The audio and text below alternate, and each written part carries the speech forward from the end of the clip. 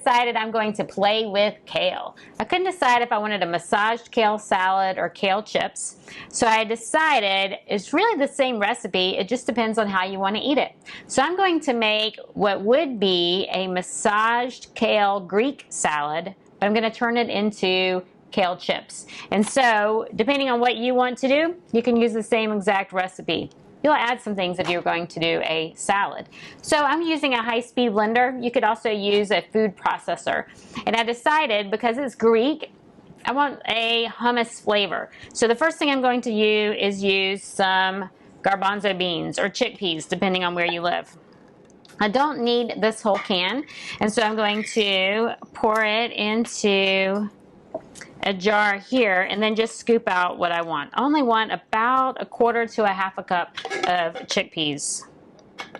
Now, anytime you buy beans, make sure they're organic. If they're not organic, they have been sprayed. And even if they are organic, maybe they have been. I don't know all of the rules, but I know if they're not organic, they definitely have been sprayed. They spray them so they dry quickly so that when they harvest them, it doesn't gunk up the machinery, and it's just they dry faster. It's a much easier process. So that's why they dry them. So if you're trying to avoid anything like that, buy organic. So I am going to, I always put my liquid in first. I want about 3 tablespoons of apple cider vinegar. You could use lemon juice too. Lemon juice is great. So maybe 1 to 2 lemons, depending on how large they are. I just have 3 tablespoons of apple cider vinegar. When you purchase your apple cider vinegar, make sure you buy one that has the mother. This one is an organic, and it says with the mother. You can see the cloudy part on the bottom. That just means that it hasn't been heated to kill all of the natural enzymes that are in there. So this is much better for us than one that's been heated. If it's been heated and pasteurized, then any of those natural substances have been killed, and we're missing out on those important nutrients. Okay, so to that, I'm going to add tahini. Tahini is normally in hummus, and that's going to give us some of that Greek flavor. Now, tahini is made with sesame seeds. This is organic. Sesame seeds is another thing you want to buy organic. And if you have issues with sesame seeds, a lot of people are allergic to them, you could use sun butter. Those are made out of sunflower seeds, or a nut butter if you can have a nut butter. Or you could even just put your own nuts or seeds in here. So I'm going to put about 1/3 cup. Y'all know me, I don't really measure. So about 1/3 cup of tahini. That's going to make it really creamy. So now I can add my beans. So I'm going to put in 1/4 cup of beans, and it's okay if it has some of the juice. The juice is going to actually help with some creaminess there. I usually don't put oil in there. If you do use oil, you could put maybe a tablespoon of oil and drain the beans, but I would rather just use the juice that came with the beans. So now I put it in a glass jar to put it in the refrigerator for later. So to this, I'm going to add some cumin, about 1/2 teaspoon of cumin.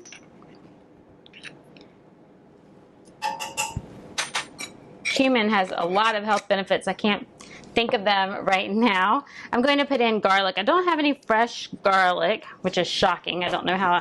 I went ahead and did my meal prep for the week, and I used all of my fresh garlic. So I'm going to put about, let's put 2 teaspoons of garlic powder. I don't know, that's a lot. Probably 2 to 3 garlic cloves. So yeah, I'm going to do 2 teaspoons. I would normally put 2 to 3 garlic cloves in there. And then I'm going to put in some onion powder, 1 teaspoon.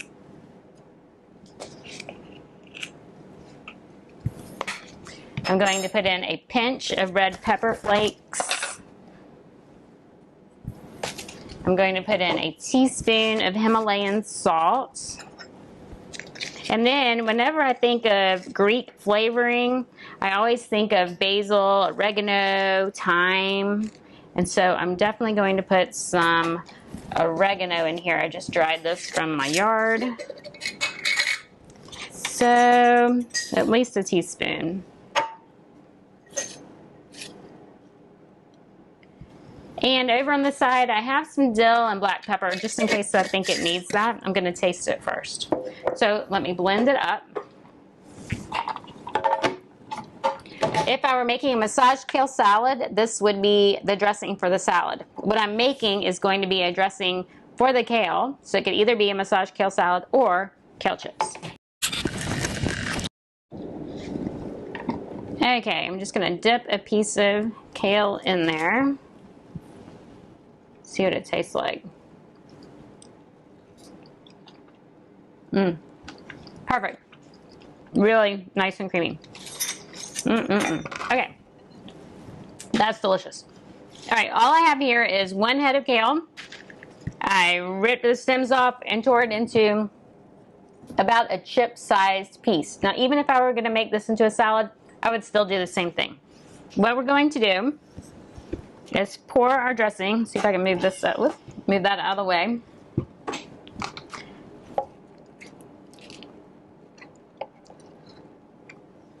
Pour our dressing onto the leaves.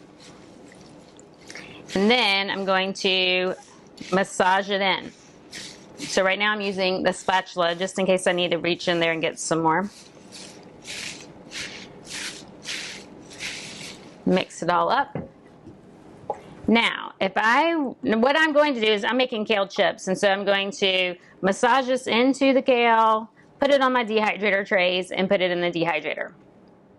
Now, there's another recipe I made where I made kale chips in the oven, not in the dehydrator. I want to say that's 375 degrees for 15 to 20 minutes. So you can do that. If you eat a raw foods diet, then you don't want to heat your food that high. So if you are doing raw foods, then a dehydrator at 115 degrees for about 4 to 6 hours will work. I'm going to be putting mine in the dehydrator. I am preparing for my Create a Healthier You program, and as a part of that, I've been creating recipes for raw, because during 2 weeks we are going to be doing liver detoxification, and you need to eat a raw foods diet to optimize liver detox during that week. So, massaging it in. I'm going to use my hands in a minute. I just want to make sure I have everything first before I get my hands messy. You could always wear gloves. You want to wear gloves. If I were going to turn this into a salad, then I would massage this in, and then I would add some red bell pepper, some olives, maybe Kalamata olives, since those are Greek, cucumbers, maybe some banana peppers. So just think of things that you see when you have a Greek salad. You would drain these and add the drained chickpeas. That would be a fabulous, nourishing salad. And then I think I would probably top that with pumpkin seeds. So you can see we can have these as a snack, kale chips, or we could turn it into a nourishing salad just by adding some other vegetables. Whenever I put a salad together, I think about the different taste. If we can meet all of the different taste profiles, then we're going to have wonderful flavor. If we think about, crunchy and soft, all the different textures, then it's also going to be filling as well. So, and the colors, all the colors is going to make sure it's nutritious for us. So we have the green kale, yellow banana peppers, red, it could be red bell pepper, orange, you could put some carrots in there, and we are putting the chickpeas in there. Red, orange, yellow, green is the kale. And olives, the Kalamata olives or black olives, those will give you some other additional colors. And then you have salty from the olives, salty from the dressing, sour from the dressing, the vinegar that's in the dressing. We have crunchy, if we put on the pumpkin seeds, we have another texture. So we should meet all the different profiles there. We have tons of protein, not only in the kale, but also in the beans. And then we have a wonderful natural fat in the pumpkin seeds and in the sesame seeds. So that would be a wonderful salad. It's also a wonderful snack. Just the dressing and the kale alone is a delicious snack.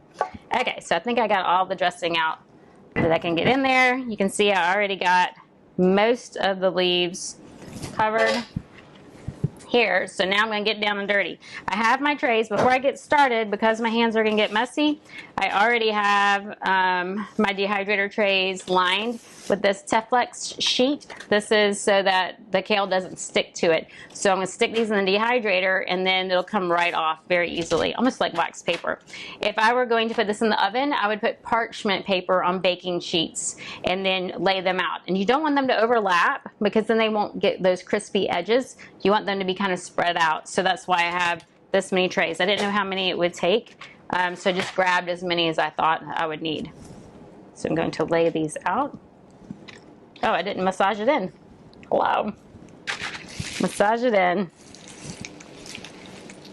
If I were going to turn this into a salad for several people, if you've ever worked with greens like this, you know that once you start massaging it or cooking it, it breaks down to not much at all. And so a lot of times when I'm going to make a salad for more than just myself, I will have the kale like this, and then I will add in maybe some romaine, since it's a Greek salad, some romaine or some spinach or some other greens just to fluff it up a little bit more to make sure it's nice and filling for everyone. Now, kale is a cruciferous vegetable, which is wonderful. It has very high amounts of protein and minerals. Wonderful source of chlorophyll, this dark green color. Cruciferous vegetables help with repairing DNA. Anything that we do during the day, no matter what we're doing. Like right now, I am working some muscles, so I'm breaking down some cells and I'm creating some waste. And so cruciferous vegetables have things in there that help repair those cells that I'm damaging by just exercising. Even when we digest our foods, we're breaking down things, and so it can help with any of that repair. It also is very anti-cancer and fights tumor cells and things like that. So that's why I really like kale. Most of our greens, especially the dark leafy greens, do have those properties. And we want a large variety because each one offers something different. Collards and kale are really high in iron and in protein. Okay, so I think I've got it coated really well. A lot of times we massage kale because it is kind of a thick leaf, and so for some people it's a little bit too thick. They don't like the feel in their teeth, and so sometimes if I'm making a salad, I'll chop it up even smaller and then massage it in. Just breaking down these cell walls just makes it a little bit easier. Okay, so now I'm going to spread it out on my dehydrator trays. Don't want them to overlap. That sauce is really good. It's a wonderful salad dressing or dressing for our kale chips. I believe my other recipe, my other video, if you go back, I have one that is maybe Mexican. It might be a Mexican ranch sauce. That's also a delicious salad dressing or a kale chip. Okay, so this is all I am going to do. I'm going to load up my trays and then put this in the dehydrator, and then I'll show you what it looks like when they come out. If you make these kale chips or another kind of kale chips, please let me know. Post in the comments, share what you would like to see and learn. If you like this video, please subscribe to my channel and share with your friends. Make these kale chips and enjoy.